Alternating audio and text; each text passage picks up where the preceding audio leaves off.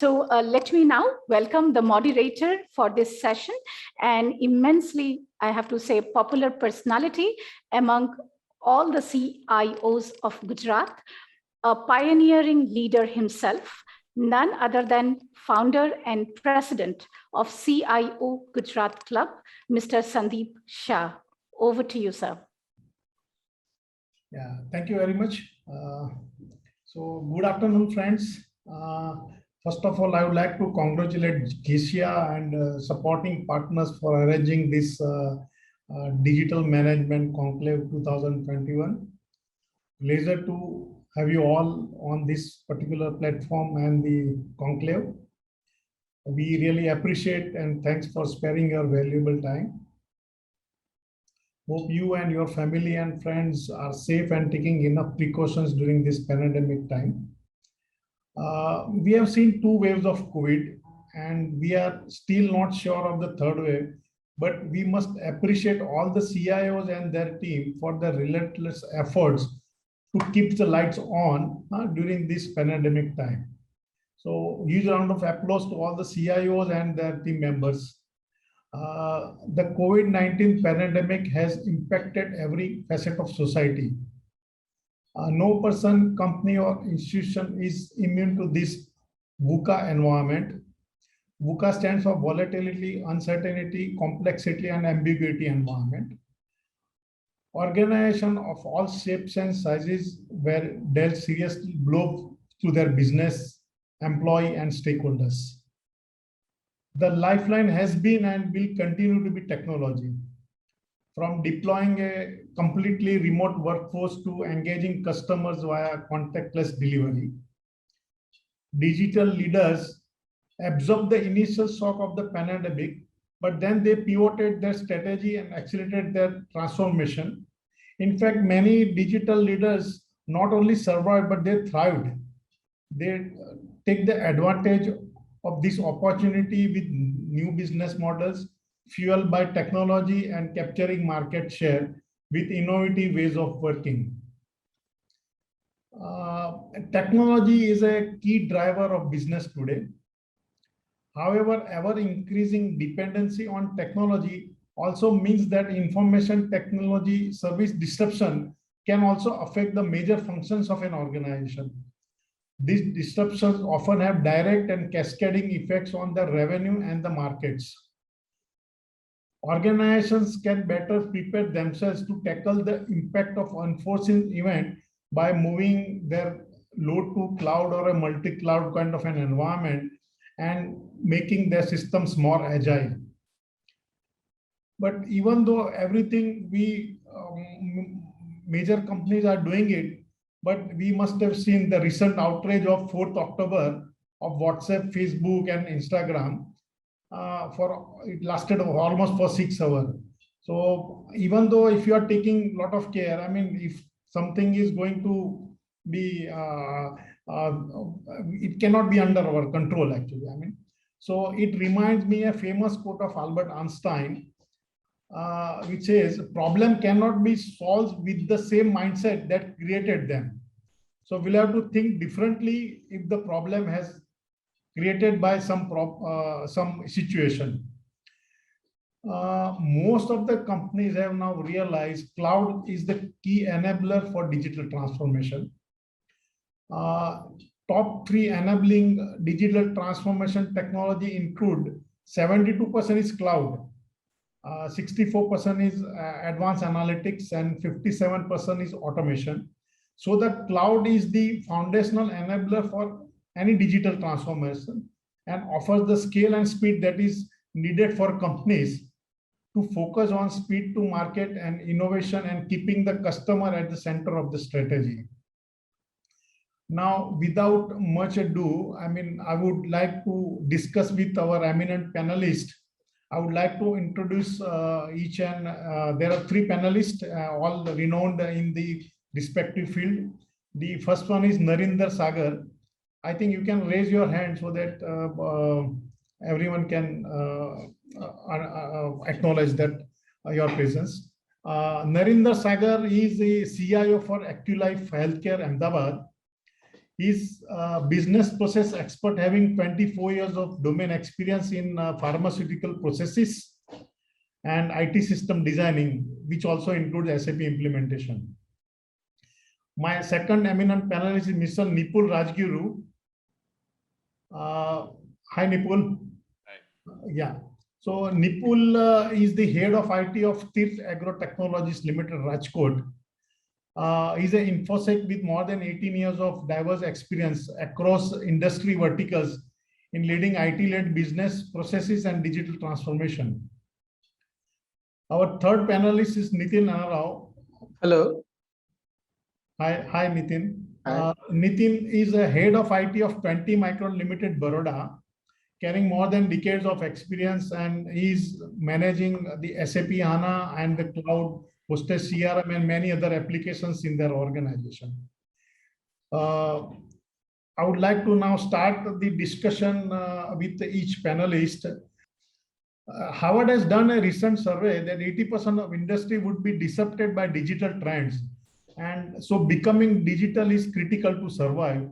So I would like to now ask a question to Narinder, how digital is driving the change in their organization. So over to Narinder. Okay, good afternoon, everybody. Thanks for introducing me, sir. First of all, I'm new to this state and recently joined in Equilife. So in my organization, what I can say is I have introducing a lot of new digital technologies on day-to-day basis. For example, we were using a lot of rudimentary technologies earlier, but now we are bringing kind of transparency in all across the production quality or any fields, you can say R&D. So digital is such a technology in which like information is now the key for everything, and we are getting all the information on a very single platform. So currently we are using like Microsoft technologies, Microsoft Office 365 technology for bringing this change in the company. Yeah. Yeah, so I'm aware that the Narinder is using extensively all these analytics, and the all the business processes have already been automated, and they are one of the IT savvy organization in Ahmedabad. Now, the 66% of the SMB will include the digital transformation in their IT strategies by 2023. One of the services. So. We have always faced the dialogue whenever we are doing the digital transformation or maybe some business process automation. There are few old people. I mean, they always say that we have always done it in this way only. So their attitude is they don't want to change their way of working, and they want to continue with whatever they are doing, and maybe hindrance in the total digitalization rollout and other thing. So I would like to understand from the Nipul first and then the Nitin, then how important is culture shift for the digital transformation initiative? Yes, thank you very much. Am I audible clearly? Yes, very well, very well.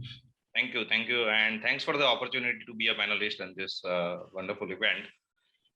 So your question is how important is culture shift for the digital transformation initiatives, right? So yes, employees are key to driving the change. It's vital to create a culture in which everyone is tech savvy and risk is everyone's business. The ability to innovate depends on your culture. Building a digital culture is difficult, but culture leads to technology adoption. And for true change to happen company-wide and employee-wide, buy is critical. Your executive team must provide clear vision and strategy for how change will be realized, including concrete goals, so your entire organization is pointed in the right direction. Your employees must understand their role in the transformation and how they are driving the change. True change occurs when the entire organization is aligned with your digital transformation strategy and feel like they are participating in it. Your transformation initiative won't go far if your executive team says one thing, but maybe passes out t-shirts and all hands meeting, but nothing changed in day-to-day operation. If decisions are made the same way they always have been, if innovation isn't supported at all levels, and if legacy leaders are allowed to squash changes and agility because of tenure, employees will sense the disconnect between words and actions, and the change will quickly grind to a halt. Cultural change doesn't make technology irrelevant. But while technology is important, it doesn't tell the whole story of digital transformation. Culture cannot be overlooked, certainly. That's it from my side, Sandeep. Yeah, I would request now Nitin to throw some light on the culture change actually. Yeah, I'll take up this topic ahead. Ms. Priyali earlier said that somebody is from Vadodara, somebody is from Rajkot, somebody is from Surat on this platform. This itself suggests what cultural shift can help us. Say pre-COVID stage, we were assuming conclave, if you want to do some conclave, we have to always gather in a hotel. Everybody needs to travel from XYZ location and then do it.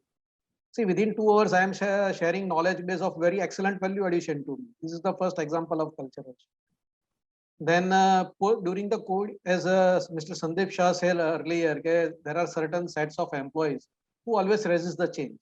Well, IT is one of the industry which always sees the changes. If I say my example, I have seen the card punch during the COBOL days and I have shifted to the technology what we are today. So this is one classic example that everybody needs to accept the culture. Now, one classic thing that occurred in Corona stage is that it was the sustainability of each and every individual, whether it was a company or an individual person, everything was at stake. So if you want to do some job sitting at your home, then definitely digital is the platform which provides this sustainability also. Say one example that we say that in SAP we had started to upload certain set of data in SAP itself, service objects. During the audit times, auditor used to check that and they used to okay the books of accounts. So this cultural shift that enforced because of WFA or say work from home concept, people were forced to adopt this digital platform. Okay, yes, I need to put up all my documents into the system itself in digital form where it can be accessed easily and the job can be done proceeded ahead. If this had not been done, then well, my documents, some written documents, my say ship of BL, shipping bills are lying in my office. I have to go there, show to the auditors, and then audit can be done. So if what I say, if there is my earlier speaker also said that there is a cultural drive has to be done from the top. If they are insisting, yes, you have to do this, then definitely cultural shift has to be required. Why even for digital platform, but in further adaptation of newer technology also. Technology will keep emerging. People, whether he is an individual, whether he is a professional, whether he is doing XYZ business, they need to adopt this technology. Otherwise, sustenance and survivability both will become a big question mark for each and everybody. So this culture has to be developed amongst the employees itself, among the people itself. Today, if you see, people are also adapting GPay. So this is one classic example of technology adaptation, digitalization. Even you go on street vendors on their lorries, they have also affixed the UPI codes. We scan it and pay it. So culture, if they hadn't adopt this culture, then that during these 4 months, they would not receive any payment. So cultural shift has to be, if I think if it is associated with the sustainability, responsibility and accountability, employees will definitely follow it up. Of course, a healthy environment has to be created amongst the society itself or an office itself to see that the people adopts the technology very quickly and effectively. करने के लिए करना ऐसा नहीं, it has to be adopted effectively. So definitely I see if there is a culture is adopted, there will be a transparency, there will be a responsibility and there will be an accountability. So this corona threat of that, as you said, Sandeep Shah, that first wave, second wave, it has really given a launching platform. It has pushed India at least 5 years ahead on this digital platform. That is what I feel. And yes, this culture is now rapidly developing and people have understood the importance of technology and they're adopting it. So by itself, the culture has started of adopting it. So well, that's from my end. Yeah, so thanks, Nitin. I think you have very nicely explained the consequences and other thing. So, but earlier days, I mean, if I go back to say maybe 10 years or 20 years back, there was a fear in the mind of all the, for a large organization that they may lose their jobs actually due to this digitalization, other thing. but now their own son and maybe daughter, they are also now making their career into IT. Yeah. So now those resistance has now little bit reduced, but anyway, we may have to carry out the change management practices and align the business team with the IT and take this to the in a better manner actually. So cloud computing, I think we have been hearing since morning that cloud computing is the future or the thing. Anyway, cloud computing is also helping in the digital transformation journey, which also enables fastest prototyping, enhanced collaboration, improved security. It also reduces your capex and opex, maybe flexibility and efficiency. So there are so many companies now looking to the benefit of the cloud. I mean, they are exploring various service provider, and they are planning to shift their load to the public cloud, and because there are so many cloud providers. So I will go to Narinder. I mean, what are the parameters for selecting a cloud service provider? So you can throw some light on this particular thing. Okay. I think, according to me, being a pharma company, for me, compliance is one of the first parameter, which is most very important for a pharmaceutical company to to consider whether the service provider is able to validate the compliance perspective, and then there are other parameters. For example, the financial status of that particular service provider, the risk management capacity, and then the business knowledge is also very important. The kind of business you are going to handle, that is something which which is important for to consider any service provider for cloud. Yeah, so thanks, Narinder. Technical, other than technical parameters, also we should see the stability of a cloud service provider. And I think most of the companies now, I think, going for a multi-cloud kind of an environment. So I think interoperability is also one of the important aspects. And one of the another point I would like to say is there is a vendor lock-in actually. So I mean, prices are dropping every year. So it should not happen that you are locked in for maybe say 5 years or 10 years kind of a contract. So there should be an exit clause whenever you are signing any cloud service provider, so that you can explore other service providers and get a better services depending upon the service provider. So these are the points which I would like to. Now, cybersecurity is also the biggest challenge for any organization, and we have been talking, listening from morning also that it's one of the bigger challenge for even a board level also. The government was the most targeted sector in Q2 of 2021 with a 64% rise increase in publicly reported cyber incident. It is reported, non-reported, we don't know, it could be even higher also. And there are the 300% increase in the cyber attacks during this pandemic time. I think all are aware about that PM Care Fund and many other, they will create the website and they will send us the link and other thing. So, and most of the employees are actually working from home or maybe anywhere kind of a thing actually. So our infrastructure landscape has also changed significantly. So I would like to come to Nipul, that how has pandemic impacted the security landscape in your organization and how you have overcome those challenges? Yes, Sandeep. So the restriction imposed by the government in response to the coronavirus pandemic have encouraged employees to work from home and even stay at home. As a consequences, technology has become even more important in both our working and personal lives.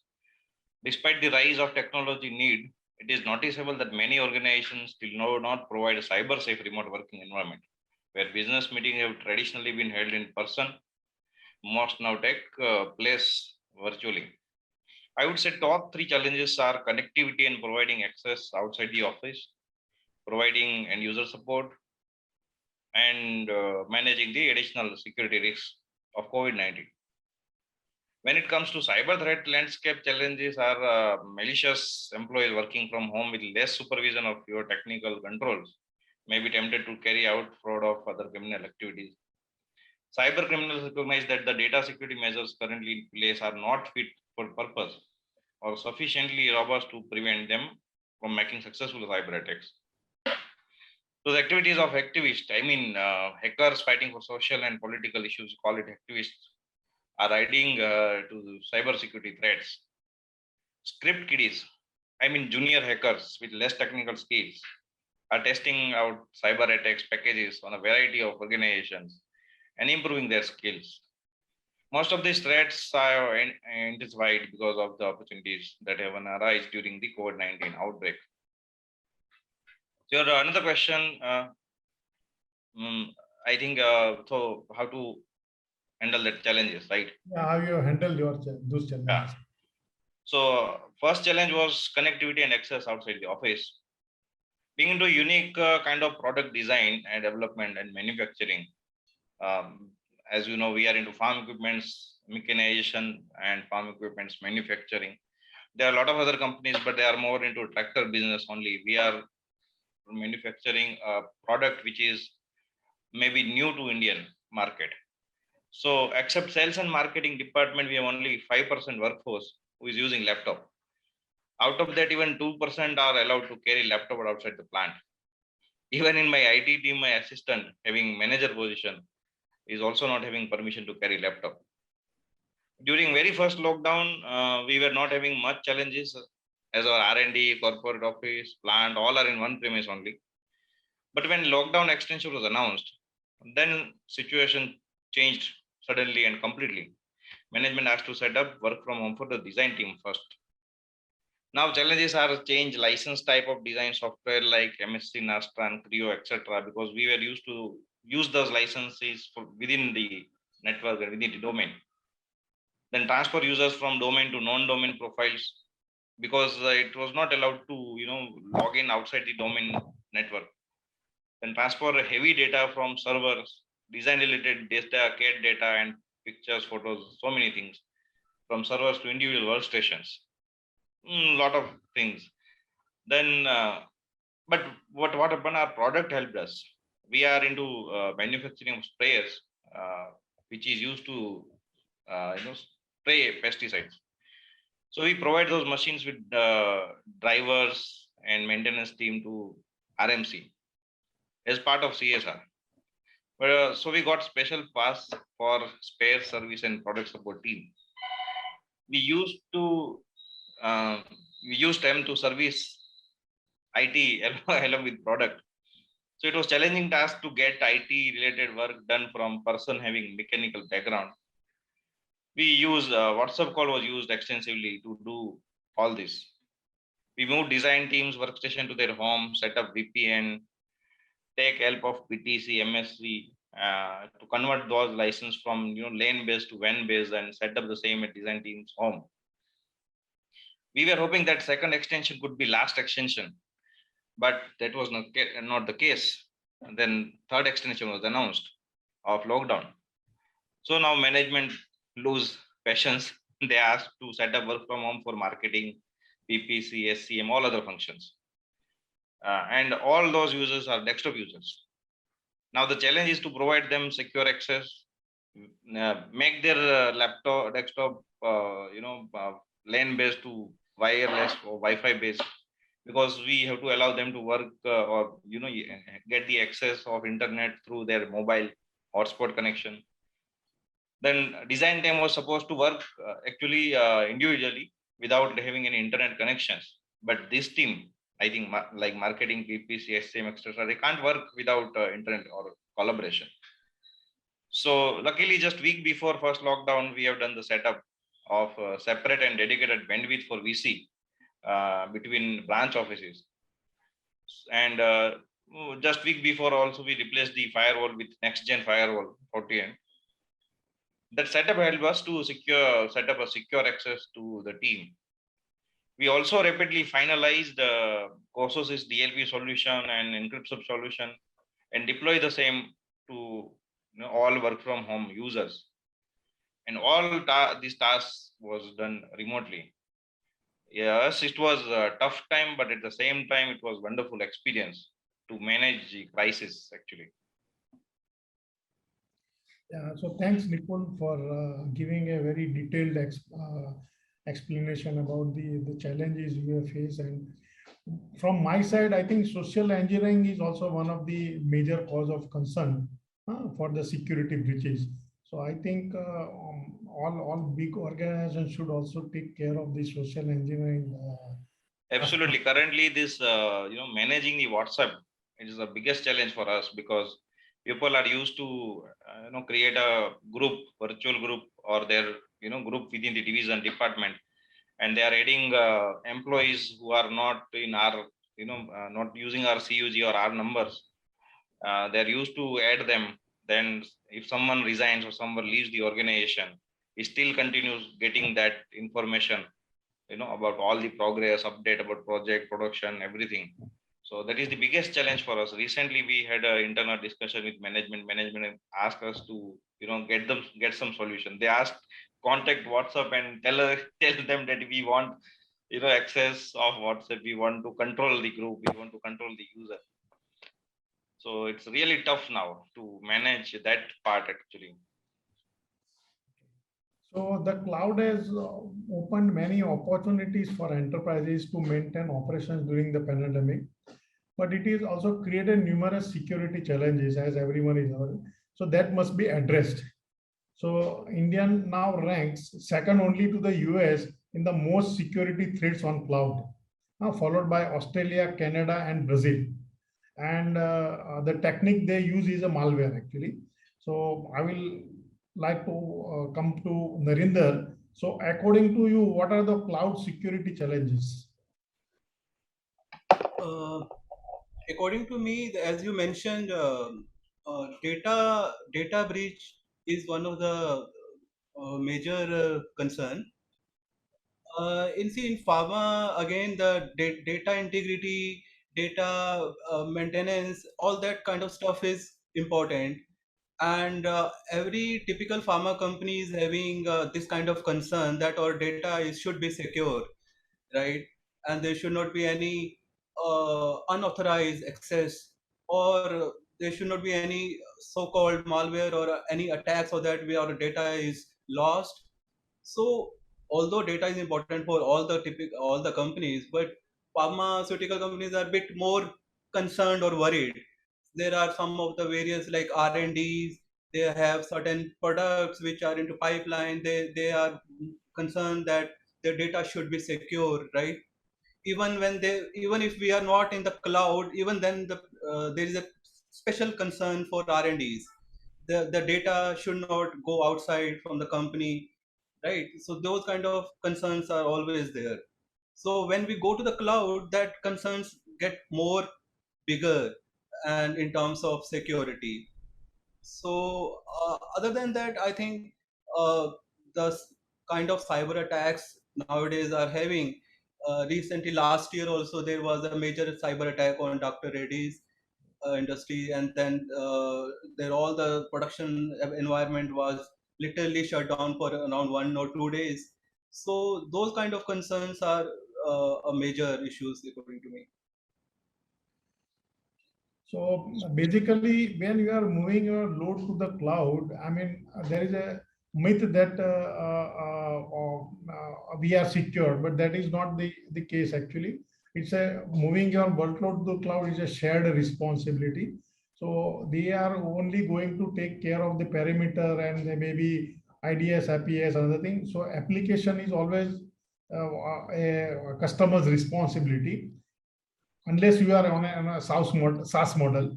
So I think one has to take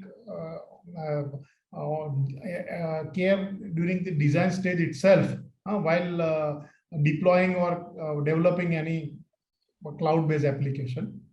Absolutely. Now people are talking about the zero trust, right, for the framework. So now that zero trust is not as simply about a single technology like identity or remote access or a network segmentation, but it's a strategy actually, and a foundation upon which the security ecosystem would be built. So according to me, security is not a destination, it's a journey. I mean, you have to continuously evolve, you'll have to update, and you'll have to find out the newer challenges, how to address those challenges and other thing. So I will like to come to Nitin. So what are the benefits of adopting a zero trust security model? Yeah, thanks, Sandeep. First of all, I'll try to explain what the model of zero trust means. Zero trust definitely does not mean that we hide the data, every data from everybody. Trust is something like this. Suppose I permit a person to log in, he puts the password. Simultaneously in SAP, what I have done also, I am checking whether he is the login from the same desktop that he has or laptop he has been allotted.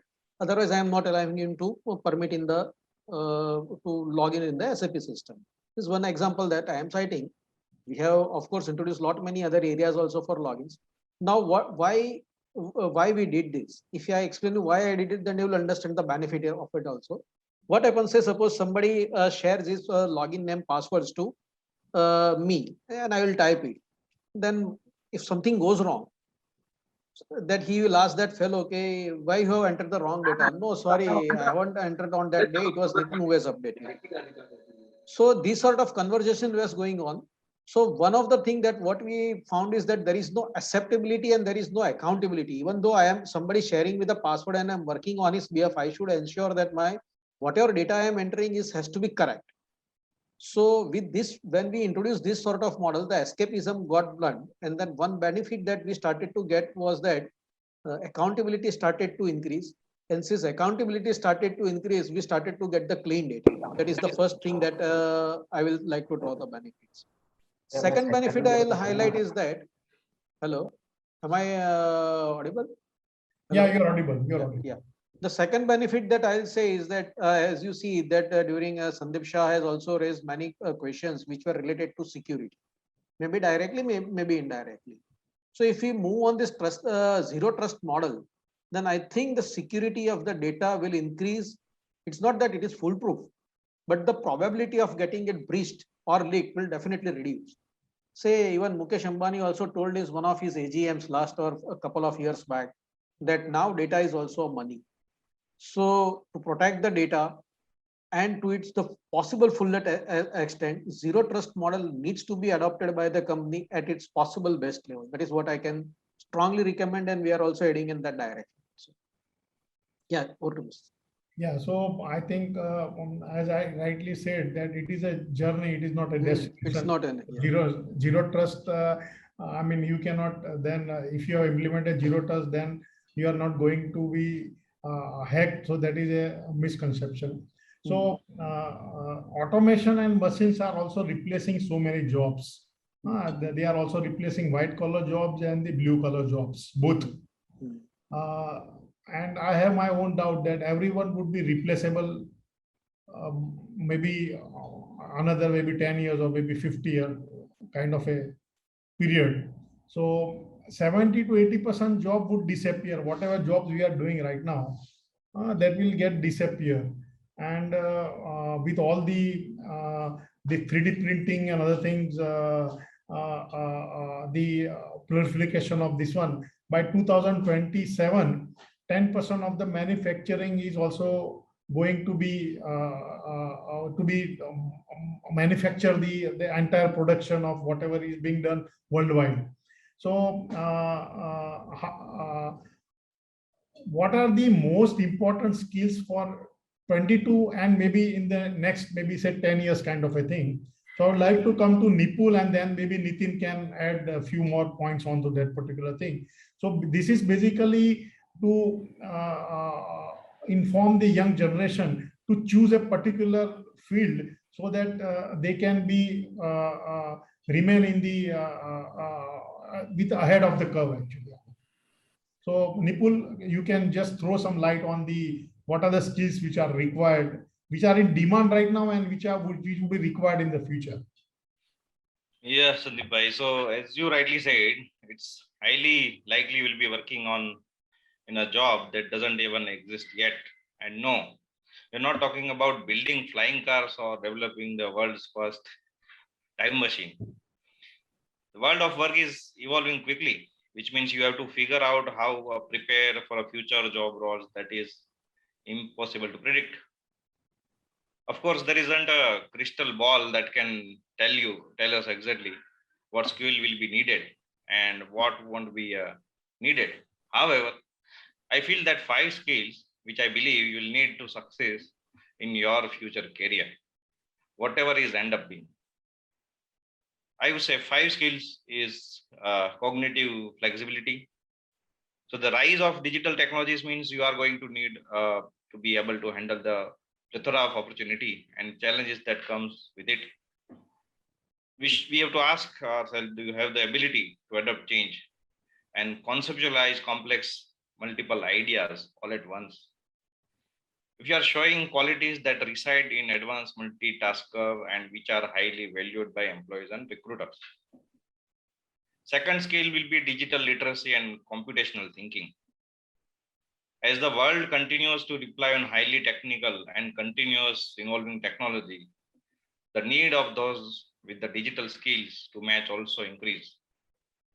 You are most definitely heard of STEM, but have you heard of SMAC, social, mobile, analytics, and cloud?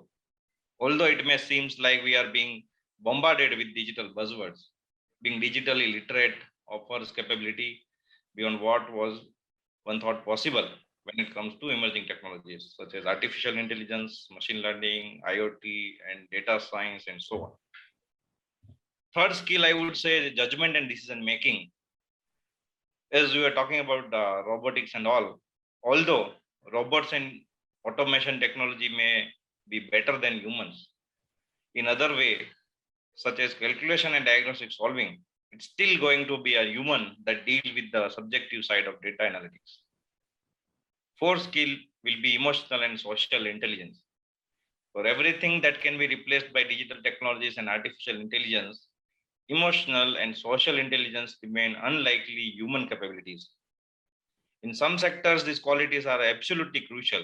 The demand for jobs in healthcare, for example, are on the increase, demonstrating how some roles will be always require a human talent. Fifth and last skill, I would say, is creative and innovative mindset. Despite of a report by World Economic Forum in 2018, suggestion robot automation will create more jobs than they displace. You will still do well to keep on top of your creativity skills and maintain an innovative mindset. Much like having an excellent sense of social intelligence, natural creativity is something which can't be easily replicated by the latest digital technologies. As long as you can think outside the box, you will be just fine. So our own intelligence definitely will help you to survive. That's it, Sandeep bhai. Yeah, so Nitin, you can also throw some your ideas about the skills requirement. Yeah, Nipul has almost covered whatever I wanted to say, but I'll put this one simple, simplify this matter. Like, let's say, suppose earlier there was we were collecting the knowledge, say about 5, 10, 15 years back. Now there is a concept of bulk data. Now there is an application of the knowledge or application of the data that we have used, whether it is through AR, augmented reality, or AI plus ML concepts, or that is like that. So this is going to be the, I think, whomsoever is involved has to be rotated. His skill set has to be rotated on these aspects only, on this axis only. That he has the data, he has the things.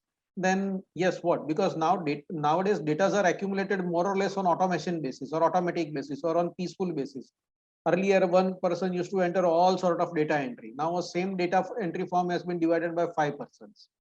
So we are carrying forwarding with the data and try to analyze all this data. So that skill set of analytics, as Nipul has also told earlier, that still we require certain human interventions.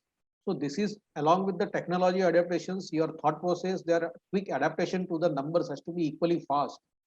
Because in the cutthroat competitions, even now 1 hour lag is also not affordable. The best example is, yes, 6 hours down of the Facebook and Instagram has brought down Mark Zuckerberg like anything. But so this is one thing that I think the skill set needs to be carry forward based on this AI ML plus AR concepts. Second thing that what I say is is the automation. Automation is not always that you invest huge amount, you put some automation plants, bring some blah blah PLC and do.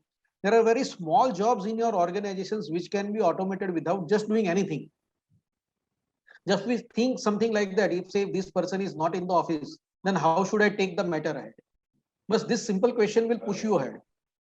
We have done this lot many such sort of automations by putting such questions. Say if he forgets, say a person when he resigned and went off, we found 600 bills in his tables.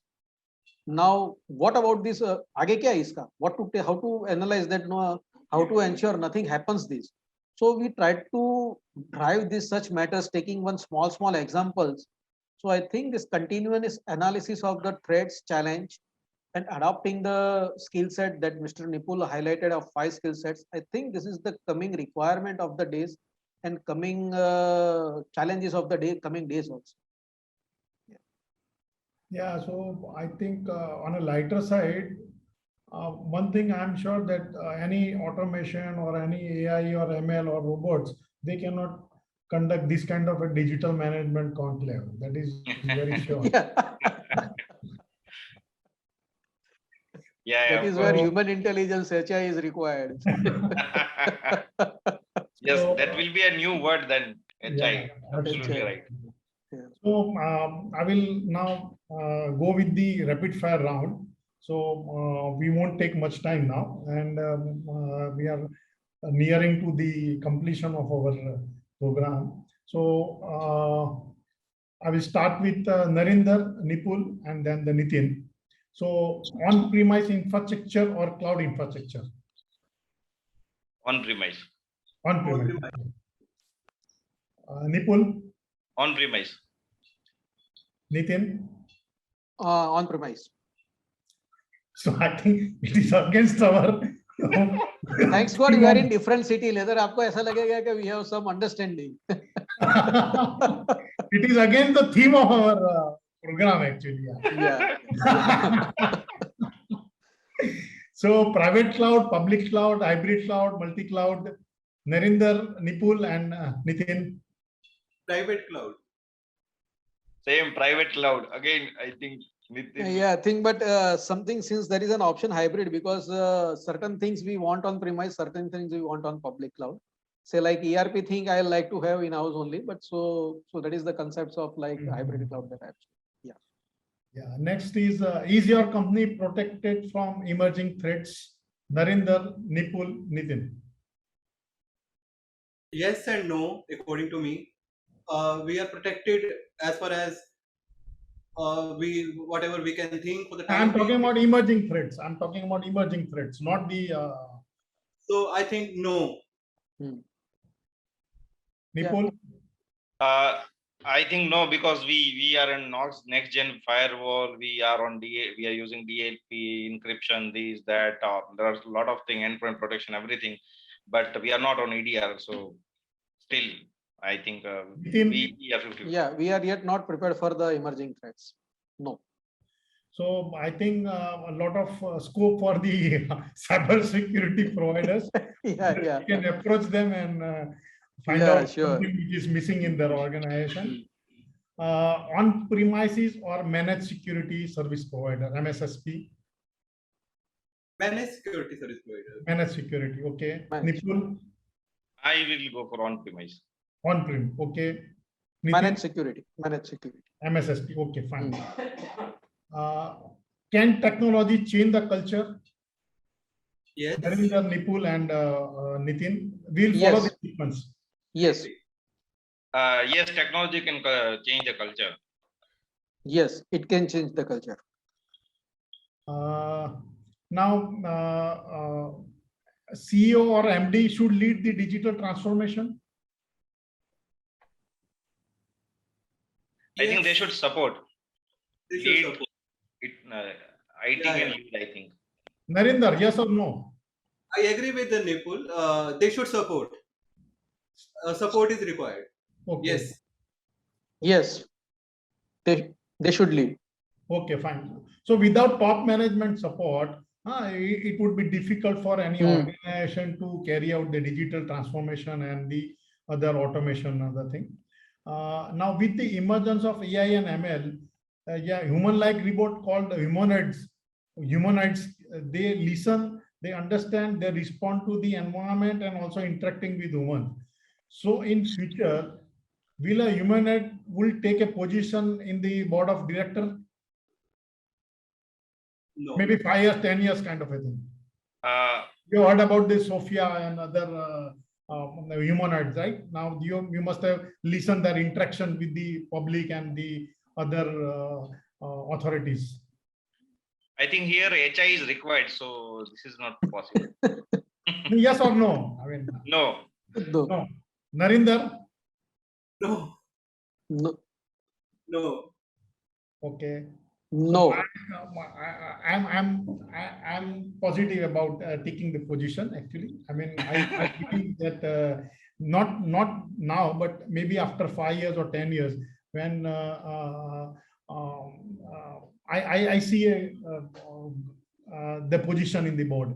So now we will now summarize our discussion. So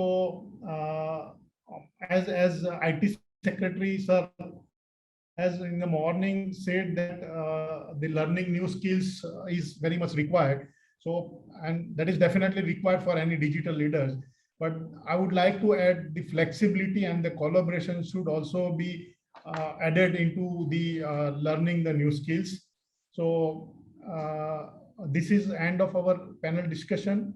Thank you very much for your very insightful discussion and the knowledge and everything.